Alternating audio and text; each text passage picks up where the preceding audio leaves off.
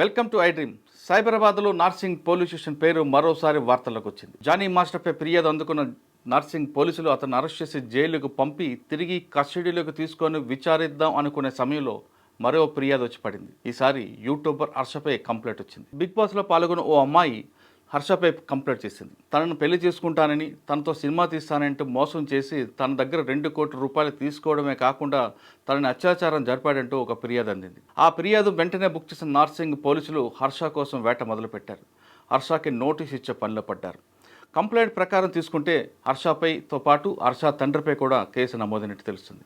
అందులో 376 అంటే అత్యాచారంతో పాటు 376N, అదేవిధంగా 354 3 సెక్షన్ల కింద కేసు నమోదు చేశారు. ఇప్పుడు కేసు నమోదు చేసిన నార్సింగ్ పోలీసులు హర్ష కోసం వేటాడుతూనే మరోవైపు బాధితురాల స్టేట్మెంట్ కూడా రికార్డ్ చేసే పనిలో పడ్డారు. ఇదిలా ఉంటే కేసు నమోదైన వెంటనే ఐ డ్రీమ్ హర్ష కోసం ప్రయత్నం చేసింది. హర్ష కోసం ప్రయత్నం చేసిన సమయంలోనే హర్ష అనుచరులు కొంతమంది ఒక ఆడియో క్లిప్ని విడుదల చేశారు మీడియాకి. అందులో చాలా స్పష్టంగా వినిపిస్తుంది. బాధితురాలకి అదేవిధంగా హర్షకి మధ్యన ఉన్న సంభాషణ ఆడియో టేప్లో ఉంది. ఇదంతా కూడా కేవలం కుట్రపూర్వకంగానే అమ్మాయి చేసిందంటూ వాళ్ళు చెప్తున్నారు. అయితే అందులో ఉన్నది ఆడియో ఏముంది, వాళ్ళిద్దరి మధ్య నిజంగా జరిగిన సంభాషణ ఏముందన్న విషయాన్ని ఒక్కసారి మనం విందాం. ఇఫ్ ఐ టెల్ యూ మనం ఎక్కడికైనా బయటకు వెళ్దామంటే యూర్ బి లైక్ నో, పనులు ఉంటాయి, ఎందుకు బయటకు పోవాలి అంటే you are like that. But అలా కూడా కాదు, that you will be like interested. ఏం చేద్దామని అనుకుంటున్నావు జీవితం చెప్పు. ఎంత ఎంత రసికరాజు రాకుండా ఉండం అంటే ఎలా పాసిబుల్? అది ప్రేమించాలి మనసులో లేదా? మరి ఎప్పుడు అడుగుతావు, ఇప్పుడు చేద్దాము, ఇప్పుడు ఏంటి ఏంటి పరిస్థితి? హర్షసే కాదు, నాకు యూపీఎస్సీ ఎగ్జామ్ బోర్డ్స్ కి క్వశ్చన్ పేపర్ లాగా తయారు అయ్యాడు. నేను ఆన్సర్ రాసుకుంటూ కూర్చోవాలి అంతే. కానీ హర్షసే మాత్రం నువ్వు నాకు ఎంత డిస్ట్రాక్ట్ చేసినా, ఏ చేసినా నేను ఆన్సరే రాస్తాను, నేను నీ వైపు చూడను. ఓ మేరీ విశ్వామిత్రుడు. ఏంటి ఏంటి గోవాల వయసు పోతుంది. అవును మరి, you are telling it on my face. సంవత్సరం ఇలానే పోతుంది. అరే భయ్యా, నిజంగా సంవత్సరం ఇలానే పోతుంది. అరే వయసు కూడా పోతుంది. Sorry, I my loved. ప్రేమించాలి మనసులో లేదా? అరే పోతే పోనీ వేరే ఎవరైనా ఇష్టమా? ఇప్పుడు చెప్పు. అలా ఏమీ లేదు, అది కూడా సిగ్గుపడుతుంది మళ్ళా. చూసా అంటే అంటే నన్ను ఏం చేయమంటావు చెప్పు.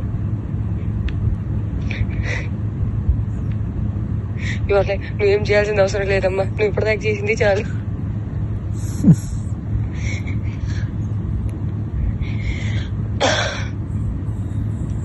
సరే, take your time to think about it. నీకే లేనప్పుడు నేను ఎలా మాట్లాడుకోగలుగుతాను? మరి నేనే డెస్పరేట్ గా ఉన్నాను. ఈ మాటలు అబ్బాయిలు మాట్లాడుకుంటారు, అమ్మాయిలు మాట్లాడరు. అది కూడా నేను లైక్ మాటల్ని బ్లాంకెట్ కింద కప్పేసి మాట్లాడుకోవాలి. అంటే అంత మర్యాదగా మాట్లాడుకోవాలి, అప్పుడే దానికి విలువ. అలా కూడా కాదు, దట్ యు స్టార్ట్ ఫీలింగ్ రాంచి, start feeling excited, start feeling నాకు చేయాలని ఉంది. అవన్నీ కూడా ఉంటాం మన దగ్గర. And you will be like I'm very boring person, very very boring person. అంటే అన్నిటికీ సమాధానం నేనే తీసుకొని నేనే చెప్పాలి. ఓకే, నాకు అర్థమైపోవాలి. And I'm dealing with a very boring person. So that నాకు ఎక్స్పెక్టేషన్ ఉండకూడదు. దట్ అక్కడి నుంచి వస్తుంది, దానికి కౌగిలిస్తాను, నీకు దగ్గర తీసేసుకుంటాను, ముద్దు పెట్టేస్తాను, అవన్నీ ఏమి ఉండవు. నాకు తెలుసు.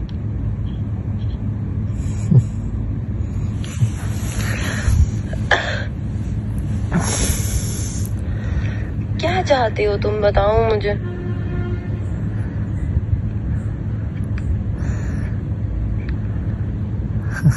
बताओ तुम्हारे मन में क्या चल रहा है, कुछ तो बोलो. ఒకవేళ నాకు తప్పు ఆలోచనలు ఉన్నాయి అనుకుంటే, అది నేను నీకు హానికరంగా ఉంటాను అనుకుంటే, అమ్మ గుర్తుపెట్టుకో, ఒక్కడవతలోని బావిలో తోయడానికి ఇంకొక పడిపోతే దానికన్నా పెద్ద మూర్ఖుడు ఎవడు ఉంటాడు. నేను ఆ మూర్ఖత్వం ఇప్పటికీ చెయ్యను, నాకు అవసరం లేదు. అండ్ నేను చెప్తున్నాను దట్ స్వార్థం, అవసరం, అవకాశం, కారణం ఇది అంతా ఏ విషయానికైతే మొదలవుతుందో, the world is round, the situation is round, everything will come in and there only. I will never initiate a thing which did not start from love and did not end on love. Which a mistake I made when you said you never had love, I had to stop there. I did not stop. Where it end? On no love only it ended. First of all, ఇదేంటి కాదు ఇదేంటి నేను నీకు చెప్తుంది అర్థం కావట్లేదా?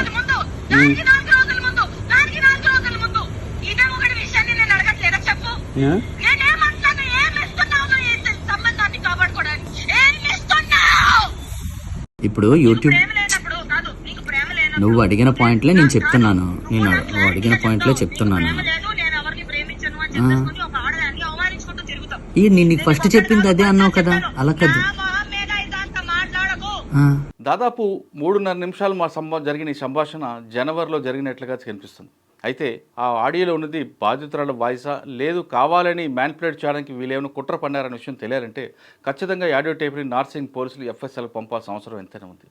ఇప్పుడు ఇది చూస్తుంటే నార్సింగ్ పోలీసులకి ఉక్కిరి బిక్కిరే పని కనిపిస్తుంది. ఒకవైపు జానీ మాస్టర్ కేసు, మరోవైపు హర్ష కేసు. ఈ 2 సెలబ్రిటీ కేసులను దర్యాప్తు చేయడంలో నార్సింగ్ పోలీసులు ఉక్కిరి బిక్కిరి అవుతున్నారు.